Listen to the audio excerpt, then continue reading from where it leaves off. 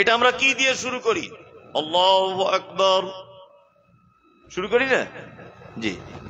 আচ্ছা, রোজা তার একটা নির্দিষ্ট পদ্ধতি আছে। সাহারি খেতে হয়, ইফতারি টাইম করতে হয়, খারাপ কাজ ও কথা থেকে দূরে থাকতে হয় সারাদিন, তাই না? জি। আচ্ছা, দান এটি একটি ইবাদত, ইবাদত নয়? ইবাদত। কেউ এখানে আজকে দান করার সময় এরকম বলেছে? কেউ? আউযুবিল্লাহি মিনাশ শাইতানির রাজিম, আমার চাচার নামে 2000, কেউ বলে না? কোন ইবাদত আউযুবিল্লাহি মিনাশ শাইতানির রাজিম দিয়ে শুরু করা লাগে না। লাগে না? মজার মজার কথা বলছি আজকে, খুব মনোযোগ দিয়ে শুনবেন। আমার তত সুরসার ভালো না, আমি একটু একটু একটু একটু করে বলবো, আর গল্পের মতো করে দেখবেন। আপনার শুনতে ভালো লাগবে কি জানি না, তবে শুনলে অনেক জ্ঞান বাড়বে ইনশাআল্লাহ, এটা আমি বিশ্বাসী।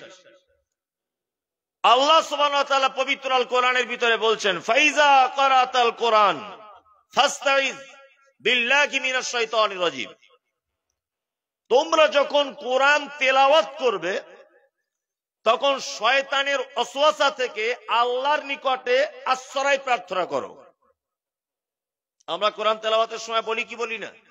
বলি। আউযু বিল্লাহর কতটা গুরুত্ব এটা আপনি 5 মিনিট শুনে যান। কোন সূরা আপনি প্রথম থেকে যখন শুরু করছেন, আপনি ধরে নেন সূরা ফাতিহাটা পড়বেন। সূরা ফাতিহাটা প্রথমেই যদি আপনি শুরু করেন, তাহলে আউযু বিল্লাহ বিসমিল্লাহ দুটোই লাগবে। মাথায় থাকবে কি বললাম?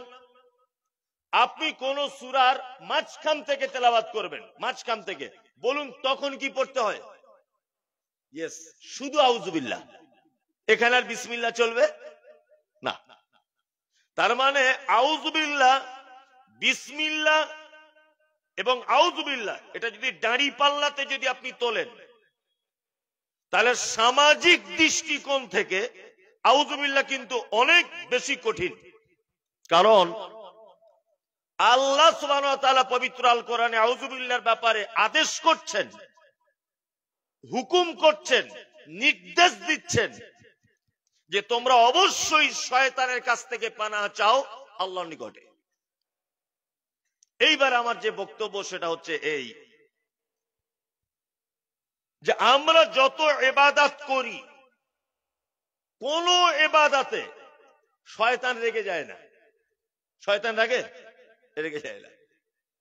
দুটি মাত্র ইবাদত করলে শয়তান চরম পর্যায়ে রেগে যায়, চরম পর্যায়ে। তার মধ্যে একটি বলি। আচ্ছা বলুন, আজান দিলে শয়তান দাঁড়িয়ে থাকে না পালায়? উত্তর দেন সবাই। পালায়। কত দূর পালায়? যত দূর পর্যন্ত মুয়াজ্জিনের কণ্ঠর আওয়াজ সে শোনে। শুধু এমনি পালায় না, কি করতে করতে পালায় জানা আছে তো? এটা ওটা আমি বলছি না, আপনারা সব জানেন। আচ্ছা, জলসা হলে শয়তান পালায় না, গান বাজলে হলে শয়তান পালায় না, কেউ হজে গেলে শয়তান পালায় না, কেউ টাকা যাকাত দিলে শয়তান পালায় না, কেউ তার টাকা দান করলে শয়তান পালায় না, আজান হলে পালায় কেন? এটা জানার দরকার আছে না নেই? জেনে যান। আচ্ছা, শয়তান শয়তান হলো কেন জানতে হবে। এটা আল্লাহ তাআলা বলছেন, উসজুদ লিআদম, তোমরা সবাই আদমকে সিজদা করো। আদমকে সিজদা করো। আল্লাহ তাআলা বলেছিলেন আদমকে সিজদা করো। হ্যাঁ, সবাই সিজদা করেছে ফেরেশতারা, একজন করেনি। তার নাম কি? মিস্টার ইবলিস। আবা ওয়াস্তাকবারা ওয়া কানা মিনাল কাফিরিন। সে অস্বীকার করলো দাম্ভিকতার সাথে, সে অস্বীকারীদের দলভুক্ত হয়ে গেল, তাই তো? তাহলে শয়তান শয়তান হলো কেন? সিজদা না করার কারণে। শয়তান দৌড়িয়ে পালায় কেন? তার দুটি কারণ। এক, মুয়াজ্জিনের ব্যাপারে হাদিসে এসেছে যে মুয়াজ্জিনের আজানের ধ্বনি যতজন শুনবে, সে মানুষ হোক, গরু হোক, ছাগল হোক, পদার্থ, জড় পদার্থ, পানি হোক, পাথর হোক, সূর্য হোক, চাঁদ হোক, যাই হোক, যারাই মুয়াজ্জিনের আজানের শব্দ শুনবে, তারাই মুয়াজ্জিনের মাগফিরাতের জন্য কিয়ামতের দিনে আল্লাহর দরবারে সাক্ষী দিবেন। কি বলছি বুঝতে পারছেন? আমি মমতাজুল ইসলাম বলবো সেদিন আল্লাহ আব্দুল্লাহ আজান দিয়েছে, আমি সেদিন বলবো আল্লাহ অমুক জন আজান দিয়েছে। গরু যদি আজান শুনতে পায় ও বলবে আল্লাহ মুয়াজ্জিন এই গ্রামের অমুক লোক ছিল, তার আজান আমি নিজে কণ্ঠে শুনেছি। কি বললাম বুঝলেন? পদার্থ জড় পদার্থ সব, এই মাইকটাও সেদিন বলবে আল্লাহ অমুক লোক আজান দিত। এইবার মূল কথা যেটা বলি, আচ্ছা বলুন, মানুষ নামাজ ছাড়া আর কোন রকম ভাবে আল্লাহর দরবারে সেজদা দেওয়ার পদ্ধতি আছে? আছে? নামাজ ছাড়া অন্য কোন ইবাদতে মানুষ সেজদা করে? করে না। আজান হলে শয়তান পালানোর সব থেকে বড় যে কারণ সেটি হচ্ছে এই, ইবলিস নিজে নিজে বলে আরে আমি সেজদা করিনি বলে আজকে ইবলিস হয়েছি শয়তান, আর আজান দিচ্ছে মানে মানুষ এবার সেজদায় লুটিয়ে পড়বে, আমি একটা ভুলের কারণে আমার এই সাজা। তার মানে মুয়াজ্জিন যখন সেজদা দিচ্ছে, ও সেজদা দেখে ও আজানের ধ্বনি শুনে একজন মুসলিম যখন সেজদায় পড়ে যাবে, আমি আর সহ্য করতে পারবো না রাগে, বরং আমি পালিয়ে যাই। কি বলছি বুঝতে পারছেন না? আমি তো এই সেজদা না দেওয়ার কারণেই শয়তান হয়েছি, আর সেই মানুষ সেজদা দিচ্ছে মসজিদে, তাহলে বরং আমার না থাকাই ভালো, এর থেকে পালিয়ে যাই। নাম্বার 2, শয়তান আজান এই কারণে শোনে না যে কিয়ামতের দিনে মুয়াজ্জিনের হয়ে তাকে সাক্ষী দিতে হবে, ও সাক্ষীও দিবে না, আর মানুষ সেজদা করে বলে ও কি করে? পালিয়ে যায়। আর একটা কথা বলি, কোরআন পড়তে গিয়ে কেন শয়তানের ওয়াসওয়াসা থেকে আমরা পানাহ চাইবো আল্লাহর নিকটে? আদম আলাইহিস সালামকে আল্লাহ তাআলা তৈরি করলেন, এদিকে ফিরবেন। আমি 9.5 ঘন্টায় গাড়িতে লম্বা মানুষ পা গুটিয়ে বসে আপনার গ্রামে এসেছি, আমি কিন্তু আপনার থেকে অনেক বেশি ক্লান্ত। আপনি আমার দিকে অ্যাক্টিভ হয়ে থাকুন, অনেক তথ্য বলেছি আজকে দেব, আমি দেব ইনশাআল্লাহ। আদম আলাইহিস সালামকে আল্লাহ তাআলা তৈরি করলেন, তৈরি করে রাখলেন কোথায়? জান্নাতে। এখন জান্নাতের মতো জায়গাতেও আদম আলাইহিস সালাম উসপিস উসপিস করছেন, ওর ভালো লাগছে না। আল্লাহ বুঝতে পারলেন যে একা একা ভালো লাগবে না, একটা বউ দরকার। আদম আলাইহিস সালামের হাড্ডি থেকে তৈরি করে তার বউকে বানালেন হাওয়া আলাইহিস সালামকে, তাই তো? এবার দুজনকে জান্নাতের ভিতরে রাখলেন, সঙ্গে রয়েছেন কে? মিস্টার ইবলিস সঙ্গে আছে। আল্লাহ তাআলা এবার বলছেন আদম তোমরা স্বামী স্ত্রী দুজন জান্নাতে যা ইচ্ছা তাই করো, সমস্যা নেই, তবে একটা কথা মাথায় রাখবে, এই যে গাছটা দেখতে পাচ্ছ ধারে পাশে যাবে না, আর এর ফল খাবে না। আদম আলাইহিস সালামকে আল্লাহ কথা বললেন, এখন শয়তানের কানে গেল, আল্লাহ ওদেরকে মানা করেছে। শয়তান এখন গিয়ে বলছে খ্যাপা কোথাকার, কত মিষ্টি ফল জানিস, তোরা বেশি করে খাবি বলে মানা করেছে, অল্প খা, সমস্যা নাই। শয়তানের যা কাজ, এদিক ওদিক এদিক ওদিক করে ফল খাইয়ে দিয়েছে। ফল যখন খেয়ে ফেলেছে, আল্লাহ তাআলা বলছে চল বেরো জান্নাত থেকে, বার হও জান্নাত থেকে, বেরো। আদম আলাইহিস সালামকে আল্লাহ সুবহানাহু ওয়া তাআলা জান্নাত থেকে বার করে কোথায় পাঠিয়েছিলেন? কোথায়? ভারতে। ভারতে সিংহল, শ্রীলঙ্কা। শ্রীলঙ্কা তখন কি ছিল? ভারত। নাম্বার 2, হাওয়া আলাইহিস সালামকে কোথায় পাঠানো হয়েছিল? জিদ্দা। কোথায়? জিদ্দা। তাহলে এখানে আরেকটা কথা বলে রাখছি, শুনে রেখে দেন। যারা বলছে ভারতবর্ষের মুসলিমরা এদেশের নাগরিকত্ব পাবে না, সমস্ত ডকুমেন্টস দেখাতে হবে, সমস্ত প্রুফ সামনে আনতে হবে, তাছাড়া এনআরসির আওতায় চলে যাবে, পাকিস্তানে পাঠিয়ে দেওয়া হবে, বাংলাদেশ পাঠিয়ে দেওয়া হবে, মায়ানমারের মতো দেশ থেকে বার করে দেওয়া হবে। শোনো বন্ধু, আমার মনে হয় তোমার সারা পৃথিবীর ইতিহাস জানা নেই। আমরা এই ভারতবর্ষের আদি নাগরিক, আমাদের পিতা আদম আলাইহিস সালাম এই দেশের মাটিতে এসেছিলেন। আরে তোমার তো জন্ম হয়েছে কালকে, তুমি কি জানো ইতিহাসে? সারা পৃথিবী স্বর্ণোজ্জ্বল অক্ষরে এই ইতিহাস আপনি পাবেন যে পৃথিবীর প্রথম মানব আদম আলাইহিস সালাম, তিনি এই দেশের মাটিতে সর্বপ্রথম নেমেছিলেন। আমরা সেই দেশের নাগরিক। যতটা সস্তা ভাবছো অতটা সস্তা নয়। ঘুঘু দেখেছো, ঘুঘু ধরার ফাঁদ দেখনি। হ্যাঁ, যতটা সস্তা ভাবছো অতটা সস্তা নয়। আমাদেরকে তুমি বলছো নাগরিকত্বের প্রমাণ করতে, তোমার নিজেরই নাগরিকত্ব ঠিক নাই। হ্যাঁ, আমরা এই দেশের আদি নাগরিক, আমাদের উত্তরসূরি, আমাদের আদি পিতা আদম আলাইহিস সালাম, তিনি এ দেশের মাটিতে এসেছিলেন সর্বপ্রথম।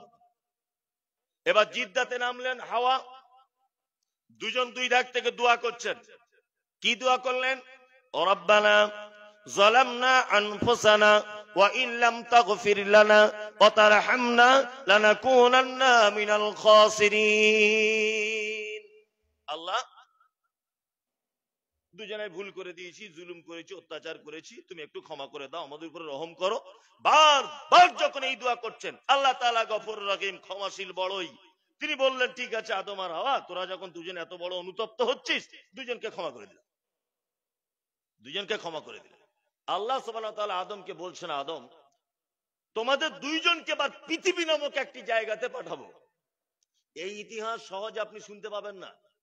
আউযুবিল্লাহ কেন পড়তে হয় সেটা বলছি আমি, আর কেন বলছি এটাও বলবো, তারপরে বলবো মানুষ সৃষ্টির রহস্য কি। এবারে আল্লাহ তাআলা বলছেন আদম আর হাওয়াকে পৃথিবী নামক জায়গাতে যেতে হবে। আদম আলাইহিস সালাম মনে মনে ভাবছেন যে পৃথিবীতে যাব, ঠিক আছে, সমস্যা নেই। আল্লাহ তাআলা বলছেন ভয় নেই, সঙ্গে কে থাকবে? মিস্টার ইবলিস, ও আবার থাকবে। তখন আদম আলাইহিস সালাম মনে মনে ভাবছেন যে একবার তো জান্নাত থেকে বার করে দিলে শয়তান আমাদের চক্রান্ত করে, আবার ও যদি আমাদের সাথে থাকে তাহলে কি বিপদ না হবে, কি যে সর্বনাশ করবে আবার। আল্লাহ, তোমরা দুজন পৃথিবী নামক জায়গাতে জীবন যাপন করো, তাহলে ইবলিস শয়তান তোমাদের আর কোনো ক্ষতি করতে পারবে। আর এটা ইবলিসও শুনেছে। আচ্ছা, কেতাবের 12টা বাজাবো, কেতাবে যা লেখা আছে সব পরিবর্তন করে দেবো। আচ্ছা বলুন, এবার একটা কথা বলি, আদম থেকে নিয়ে ঈসা আলাইহিস সালাম পর্যন্ত পৃথিবীতে যত নবী এবং রাসূল এসেছিলেন, এবং যে সমস্ত নবীদেরকে কিতাব দেওয়া হয়েছে, যত সহিফা দেওয়া হয়েছে, প্রতিটা সহিফার কোন অস্তিত্ব আছে? আছে? নাই। আপনার মুহাম্মদ সাল্লাল্লাহু আলাইহি ওয়াসাল্লামের আগে যে নবী এসেছিলেন তার নাম আলাইহিস সালাম, ওনাকে একটা কিতাব দেওয়া হয়েছিল, কিতাবটির নাম কি? ইনজিল। বর্তমান খ্রিস্টান ভাইরা যেটাকে বাইবেল বলে চালায়, এই মুমতাজুল ইসলাম আপনাকে ইতিহাস বলে দিয়ে যাচ্ছি, পবিত্র আল কোরআন অবতীর্ণ হয়েছে আরবি ভাষাতে। ঈসা আলাইহিস সালামের উপরে যে কিতাব অবতীর্ণ হয়েছিল ওটা আরবি ভাষাতে নয়, ওটার নাম ইয়ারমিক ভাষাতে। পরবর্তীতে ট্রান্সলেট করা হয়েছিল হিব্রু ভাষাতে। সারা পৃথিবীর একটা জাদুঘরে, সারা পৃথিবীর কোন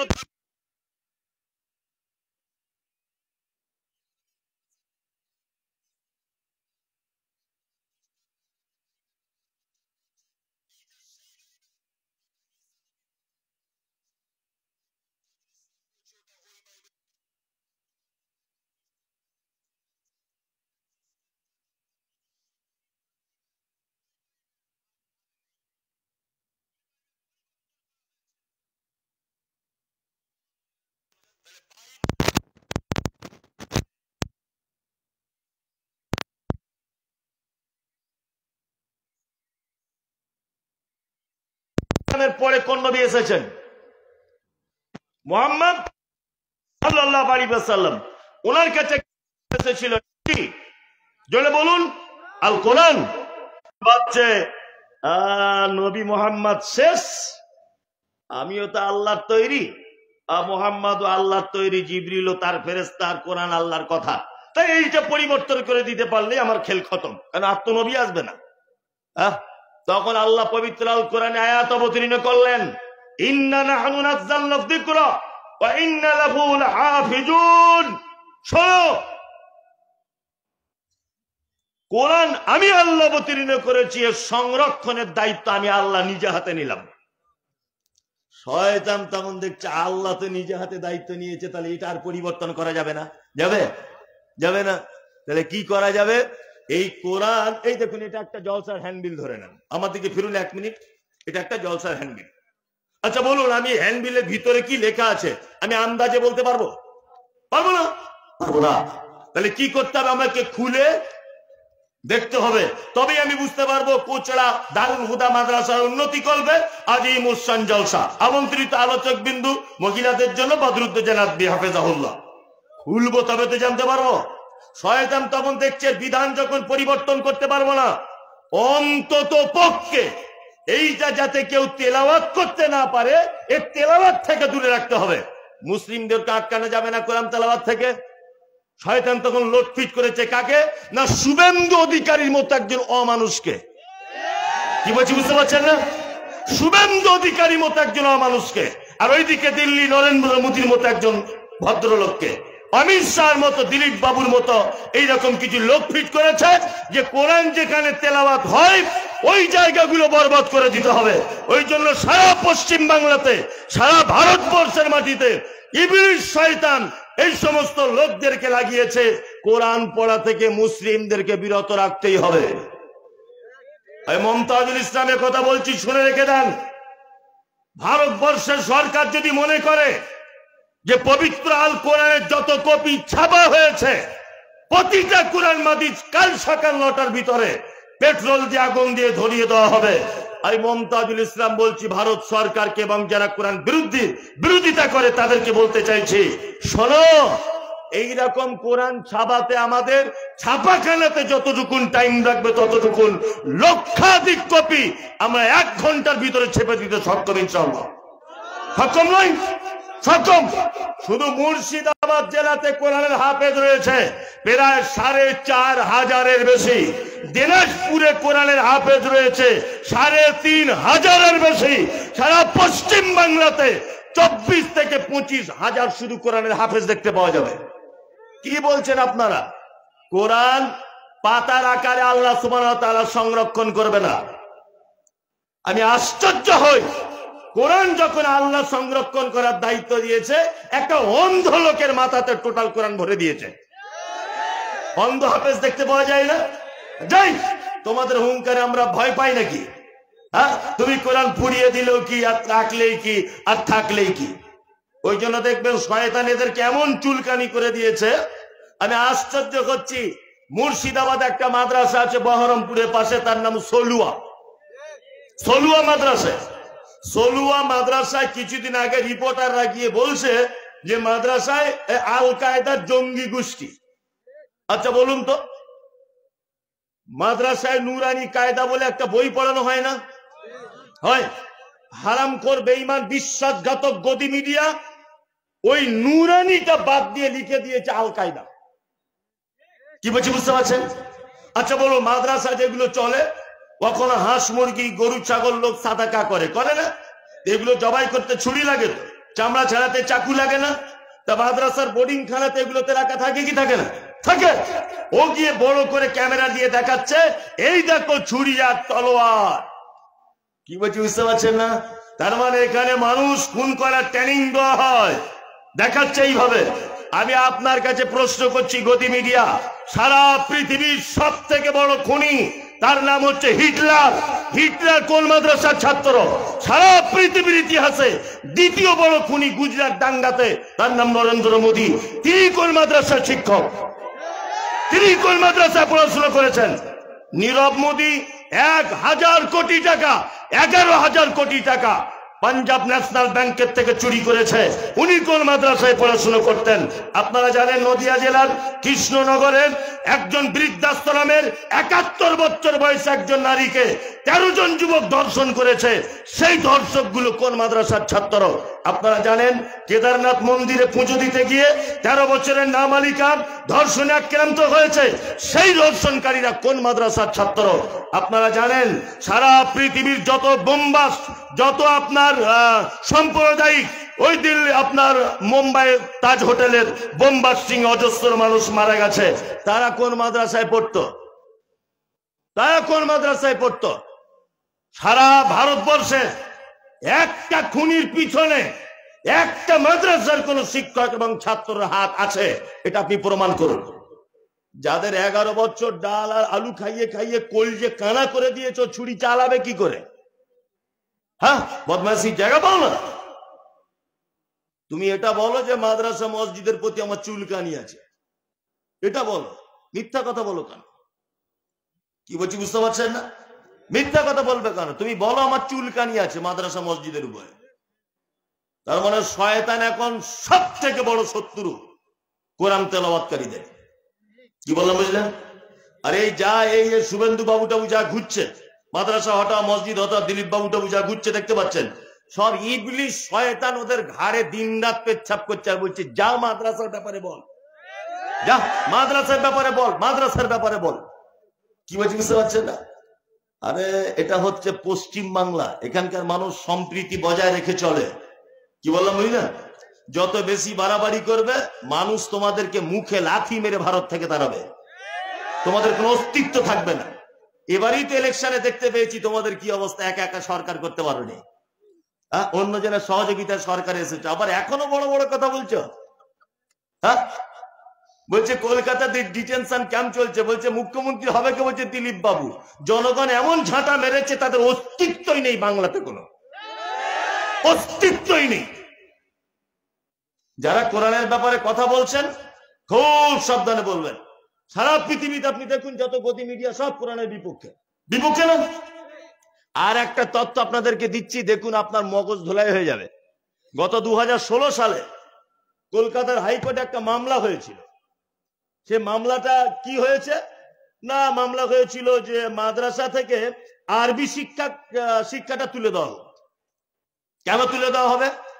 বলছে তুলে দেওয়া হবে এই কারণে যে ওটা বিদেশের ভাষা, পড়িয়ে লাভ কি? বিদেশের ভাষা। কি বলা বুঝলেন?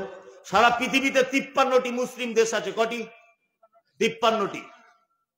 53টি পিওর মুসলিম দেশের ভিতরে 23টি মুসলিম দেশ আরবিতে কথা বলে, রাষ্ট্রীয় ভাষা আরবি। কটা দেশ? কটা? 23টি দেশ আরবিতে কথা বলে। তার মানে আরবি ভারতবর্ষে না চললেও পৃথিবীর 23টা দেশে ভাষার অস্তিত্ব খুঁজে পাওয়া যায়। যায় কি যায় না? স্কুলে একটা বই পড়ায়, তার নাম সংস্কৃত। পড়ায় স্কুলে পড়ায় কি পড়ে না? যারা জানেন শিক্ষিত ছেলে হাত তুলুন তো। এটা সাবজেক্ট আছে না? আছে। সারা পৃথিবীর একটি দেশ, চ্যালেঞ্জ করে বলছি, সারা পৃথিবীর কোন একটি রাজ্য, সারা পৃথিবীর একটি গ্রাম, সারা পৃথিবীর কোন এক ব্যক্তিকে যদি আপনি প্রমাণ করে দিতে পারেন যে এই লোকটা সারাদিনে সংস্কৃত ভাষায় কথা বলে, আমি মমতাজুল ইসলাম বাকি জীবনটা আপনার গোলামি খাটবো। একটা পরিবারও নেই সংস্কৃত ভাষায় কথা বলে। সংস্কৃত ভাষা যদি স্কুলে চলে, যে ভাষা আরবি পৃথিবীর 23টি দেশে চলে, সেটা কেন উঠে দিতে হবে? তার মানে বুঝে নিতে হবে কোরআনের উপরে তোমার অ্যালার্জি আছে, তোমার অ্যালার্জি। শুনুন একটা কথা বলি, ভারতবর্ষের যা চাকরির অবস্থা, চাকরির যে অবস্থা, এখন তো চাকরি বাকরি কিছু কাজ নেই, এখন শুধু কাজ বলছে শিবলিঙ্গ কোথায় আছে সেইটা খোঁজ। আর আমি শিবকে ধন্যবাদ জানাই। শিব সত্যি তোমার মতো মানুষ হয় না। তুমি যদি ভগবানও হও ওদের ভাষাতে, সত্যি তুমি খুব দামি ভগবান। কারণ হচ্ছে এই যে তুমি অন্তত পক্ষে আর কোথাও আশ্রয় নেয়নি, মসজিদের তলাতেই আশ্রয় নিয়েছো, এটা ধন্যবাদ। হ্যাঁ, মানে তুমি বুঝতে পেরেছো মসজিদ ভালো জায়গা, আরে হারামখোররা বুঝতে পারলো না। হ্যাঁ, তুমি বুঝতে পেরেছো মসজিদ কত দামি, ওই জন্য তুমি এর ভিতরে আশ্রয় নিয়েছো। অথচ এ বুঝতে পারলো না মসজিদ কত দামি, এ শুধু বলছে বুলডোজার দিয়ে ভেঙে দেয়। শিব তোমাকে ধন্যবাদ, তুমি মসজিদের ভালো মন্দ বুঝতে পেরেছো। কোনো কাজ নেই, চাকরি বাকরি কিছু নেই, শুধু শিবের লিঙ্গ খুঁজছে, কোনো চাকরি বাকরির ধান্দা নেই। সারা ভারতবর্ষের একই অবস্থা। ট্রেন বিক্রি হয়ে গেল, ইলেকট্রিক বিক্রি হয়ে গেল, সবকিছু বিক্রি করে দিল। কি বলছি বুঝতে পারছেন না? জি, সব শেষ। এখন শিবের লিঙ্গতে ব্যস্ত, সারা দেশ রসাতলে চলে যাচ্ছে, কোনো সমস্যা নেই। যে কথা বলতে বলতে এত দূর পর্যন্ত এলাম, কত হচ্ছে এই ভারতবর্ষের চাকরির যে অবস্থা, আরবিতে যদি কেউ এমএ করে, আরবিতে কেউ যদি এমএ করার পর যদি ভারত অন্তত পক্ষে দুবাইয়ে গিয়েও ঝাড়ু দেবার কাজ করতে পারবে, কারণ ওখানে আরবি চলে। কুয়েতে গিয়েও কাজ করে খেতে পারবে। অনেক প্রবাসী ভাইরা আছে না, আছে না, সৌদি আরবে গিয়েও কাজ করতে পারবে। পারবে কি পারবে না? ও তো আরবি ভাষা জানে। কি তুমি বলছো আমি সংস্কৃত এমএ করেছি, পৃথিবীর কোন দেশে তোমার চান্স নাই, কোন দেশে তোমার চান্স নাই। আছে চান্স? নাই, কোন দেশের চান্স নাই। তা কোরআনের প্রতি অ্যালার্জি সবার। আমি যে জায়গাটা ধরাতে এসেছি সেটা হচ্ছে এই, শয়তান এবারে চক্রান্ত করছে যে মানুষ যাতে কোরআন পড়তে না পারে। আচ্ছা এবারে বলুন তো দেখি, মাদ্রাসার ছেলেরা বদমাইশ বেশি হয় না স্কুলে? সত্যিটা বলুন। কারা কারা বলছে মাদ্রাসা, হাত তুলে একটা মজার কথা বলবো। হ্যাঁ, সবাই বলছে মাদ্রাসা, তাই তো মাদ্রাসা। মাদ্রাসার ছেলে তো বদমাশ হবেই, এটা তো কোরআন বলছে।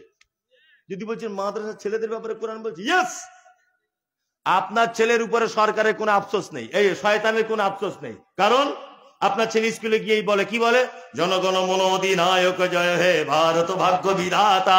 শয়তান দেখছে তো আমাদের দলই আছে, সমস্যা নেই তো, সমস্যা নেই। শয়তান দেখছে আমার দলই তো আছে, অসুবিধা কিছু নেই। কিন্তু আপনার ছেলেকে মাদ্রাসায় ভর্তি করে দেন, তখন শয়তান মোটামুটি ওর চেলাদেরকে সব বৈঠক করে বলবে, এই শামসুলের ছেলে মাদ্রাসায় পড়ছে, কোরআন শিখবে, যেমন হোক করে হটাতে হবে। মানে একটা মাদ্রাসার ছাত্রের পিছনে 35 থেকে 40, 100টা পর্যন্ত শয়তান লেগে আছে। তো ও সুস্থ থাকে, ও সুস্থ থাকে। অথচ আপনার ছেলে কলেজে পড়ে দাঁড়িয়ে পেচ্ছাপ করে, শয়তানের মাথা খারাপই নাই, জানে ও তো এমনি দাঁড়িয়ে মতে, ওর ব্যাপারে আর কি আলোচনা করবো, কি বলছে বুঝতে পারছে না। কিন্তু যখনই আপনার বেটা মাদ্রাসায় পড়বে, শয়তান তখন দেখছে তো কঠিন ব্যাপার, কোরআন শিখবে, চল পাকড়াও করো। শয়তান কত বড় শত্রু আল্লাহ তাআলা বলছেন, ফাইজা কারাতাল কোরআন ফাস্তাইয বিল্লাহি মিনাশ শাইতানির রাজিম। তোমরা কোরআন তেলাওয়াতের আগে শয়তানের কাছ থেকে পানাহ চাও আল্লাহর দরবারে। আমার মাদ্রাসায় ঘটনাটা অনেকবার বলেছি, তবে বোঝানোর জন্য বলি। আমার মাদ্রাসায় একটা ছেলে ভর্তি হয়েছে, যেদিন থেকে ভর্তি হয়েছে, আমি কলকাতা, আজকে মতিউর রহমান মাদানী সাহেব কলকাতায় আছেন, ওখানে কোন একটা ওনার সঙ্গে জরুরি কাজের জন্য ভোরবেলাতে ওনার সঙ্গে দেখা করেছি কলকাতায়, তারপরে বাড়ি এসে জুম্মা পড়েছি, তারপরে এখানে এসেছি। আমার মাদ্রাসারই ব্যাপারে কোন একটা কাজের জন্য মাদানী সাহেবের কাছে গিয়েছিলাম, যাই হোক উনি ডেকেছিলেন। তা মাদ্রাসায় একটা ছেলে ভর্তি হয়েছে, যেদিন থেকে ভর্তি হয়েছে সেদিন থেকে তো কঠিন ব্যাপার। আরে বাবু তোর কি হয়েছে? পেটে লাগছে, পেটে লাগছে। আমার শিক্ষকদেরকে বললাম, ওকে একটু হসপিটালে দেখিয়ে দাও তো। হসপিটালে দেখিয়ে দিয়েছে, তাও সারে না, ও করেই যাচ্ছে। আমার একদিন খুব বিরক্ত লেগে গেল। আমার স্ত্রীকে বললাম, বোরখাটা পড়ো তো, আর গাড়িটা বার করি। আমার স্ত্রীও তো বাচ্চা ছেলে, এখন আমার স্ত্রী মেয়ে একটা লাগবে, যদি হসপিটালে ভর্তি নিয়ে নেয় তোকে থাকতে হবে, মায়ের জায়গাটা পূরণ করতে হবে নার্সিংহোমে বা হসপিটালে। তা আমার স্ত্রীকে নিলাম, ওনার ছেলে আমার মাদ্রাসায় পড়ে, সত্য মিথ্যা ওনার ছেলেকে বা ওনার কাছ থেকে শুনতে পাবেন। মুর্শিদাবাদে বাড়ি ছেলেটা, হসপিটালে ভর্তি করে দিয়েছি। সিলাইন চলছে, সিলাইন 1 বোতল সিলাইন টানাও হয়ে গেছে, তবু করেই যাচ্ছে। ডাক্তার এত ইঞ্জেকশন দিচ্ছে। তা আমি একজন মহিলা ডাক্তার, মুসলিম মেয়ে, ওর নেম প্লেট দেখে বুঝতে পারলাম। আমি বললাম, বোন কি চিকিৎসা করছেন যে ওর যন্ত্রণা সারছে না? তখন উনি বলছেন, আপনি সে মমতাজুল ইসলাম না, আমার মা আপনার খুব ভক্ত। আমি লজ্জায় কথা বলতে পারছি না, আপনাকে আমি খুব চিনি। আর চিনি যখন, তাহলে খুব ভালো হলো, তাহলে তুমি বোন একটু ভালো করে চিকিৎসা করো, আমাদের মাদ্রাসার বাচ্চা তো। বলছি স্পেশাল চিকিৎসা করছে হুজুর, এত দামি দামি ইঞ্জেকশন দিচ্ছি যা হসপিটালে দেয় না, আমি নার্সিংহোম থেকে ভালো চিকিৎসা করছি, ওর কমছে না কেন? তখন আমার মাথাতে ব্রেনটা খুললো যে আমিও তো মাদ্রাসা পড়া ছেলে, হ্যাঁ, একে কি 12টা বাজাতে হয় আমি একবার দেখি, দাঁড়া, তোর যন্ত্রণা আমি ছাড়া কেউ সহ্য করতে পারবে না। আমি ওকে বললাম, বোন অপারেশনের যন্ত্রপাতি আছে হসপিটালে, পুরাতন হোক নতুন হোক? বলছে আছে হুজুর, সব নিয়ে এসো। ও একদম ছুরি কাঁচি সেলাই করা সুতো টুতো সব নিয়ে এসছে, এনে ওই ছেলেটা সামনে রেখেছে থালাতে করে। তখন ওই ছেলেটা আমাকে বলছে, হুজুর কি করবে এগুলো? কি করবে? তোর তো 1 সপ্তাহ যন্ত্রণা ভালো হচ্ছে না, ওপেন সার্জারি, মানে বুক চিড়ে দেখবে কি হয়েছে, এছাড়া কোনো উপায় নাই। তখন ও বলছে, হুজুর আমার মায়ের কথা খুব মনে করছে, যন্ত্রণা হয় নাই। মিছে কথা, বলছে মিছে কথা, আমার যন্ত্রণা আদেও হয় নাই। কি বলছি বুঝতে পারছেন না? পুরো মিথ্যে কথা। ও বলছে নিজেই পুরো মিথ্যে কথা, আমার যন্ত্রণা হয় নাই হুজুর। তখন আমি মনে মনে ভাবলাম, রে বাপ, তোর তো দোষ নয়, দোষ কার? ইবলিস।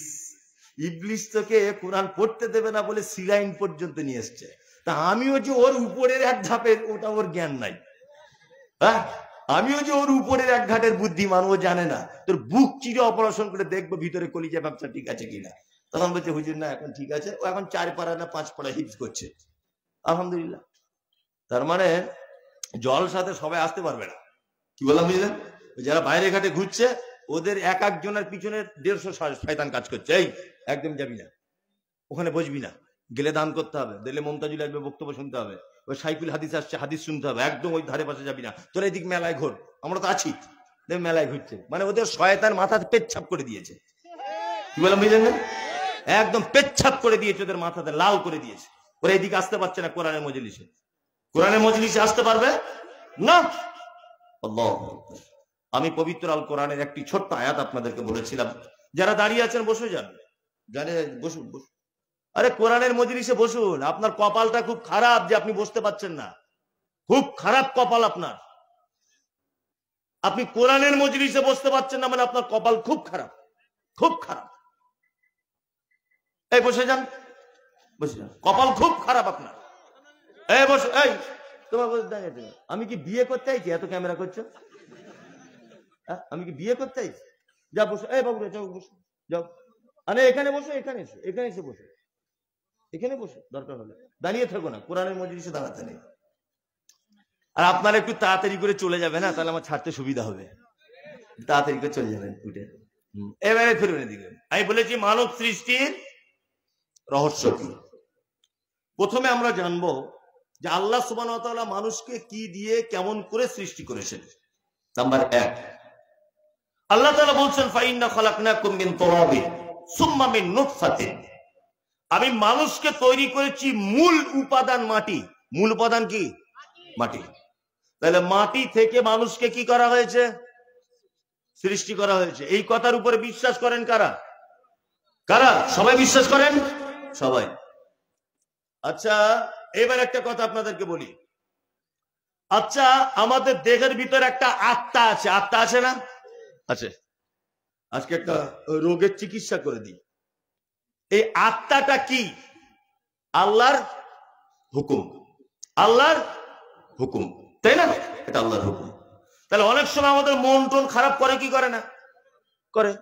ঋণ হয়ে গেছে, দোকানে টাকা পাবে, বড় ছেলেটার শরীর খারাপ, মমতাজুল ইসলাম বক্তা রিপোর্ট হয়ে গেছে, ও আসবে না, মনে হয় আসবে না, মনে হয় আসবে না, কমিটির লোকের মন খারাপ। মন খারাপ হয় না? তাহলে আত্মা, মন, এটা কিন্তু অ্যাকচুয়ালি আল্লাহর হুকুম। হুকুম না? হুকুম। তা এই জিনিসটা কখনো কখনো খারাপ হয় তো হয়। এই জিনিসটা চিকিৎসা কি? এটা ভালো করার চিকিৎসা কি? ধরে নেন আপনার এখানে ফোড়া হলো, ডাক্তারখানায় গেলেন, চিকিৎসা হলো, কিন্তু মন খারাপের তো চিকিৎসা নেই, আছে না? মন খারাপের চিকিৎসা যদি করতে চান কোরআন তেলাওয়াত করুন, কারণ এটা আল্লাহর আদেশ। মনটা হচ্ছে কি? আল্লাহর আদেশ। আর কার কথা, কার তেলাওয়াত করলে আদেশটা মানে মনটা ফ্রি হবে? আল্লাহর বাণী পড়লে, তাই না? এইবারে বলছি, মানুষ কি দিয়ে তৈরি? মাটি দিয়ে। এখানে একটা কথা জেনে রাখবেন, ইউটিউবার তোমরা ভালো করে জেনে রেখে দাও, যে মানুষ অনেক সময় অসুস্থ হয়, হয় না? হয়। আমি অনেক কারণের একটা কারণ খুঁজে পেয়েছি, সেটা হচ্ছে এই, আমাদেরকে মাটি থেকেই তৈরি, মাটি থেকে